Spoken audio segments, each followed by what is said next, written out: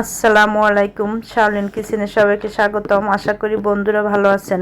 আজকে আমি আপনাদের সাথে শেয়ার করব ছুরি শুটকি মাছ ভুনা। এখানে একটা আমি ছুরি শুটকি মাছ নিয়েছি। এখন এই শুটকি মাছটাকে ছোট ছোট করে কেটে নেব। মাছগুলো যখন কাটা হয়ে যাবে, এখন আমি একটা চুলায় কড়াই বসিয়ে মাছগুলোকে একটু ভালোভাবে ভেজে নিলাম। মাছগুলো ভাজার পর এর সাথে দিয়ে দিলাম ফুটন্ত গরম পানি। গরম পানি দিয়ে এভাবে কিছু সময় রেখে দেব। কিছু সময় পর মাছগুলোকে ভালোভাবে ধুয়ে নিয়ে নিয়েছি। এখন একটা কড়াই বসিয়ে এর সাথে দিয়ে দিলাম 5 টেবিল চামচ সয়াবিন তেল এবং 1 মুঠ রসুন। রসুনটাকে আমি গোটা গোটা করে কেটে নিয়েছি। এর সাথে আরও দিয়ে দিলাম 2 মুঠ পেঁয়াজ কুচি। এখন রসুন এবং পেঁয়াজটাকে লাল করে ভেজে নিয়ে এর সাথে এখন আমি যে শুটকি মাছ ধুয়ে রেখেছি সেই মাছটা দিয়ে দিলাম। মাছটাকে এখন নেড়েচেড়ে একটু ভালোভাবে ভেজে নেব।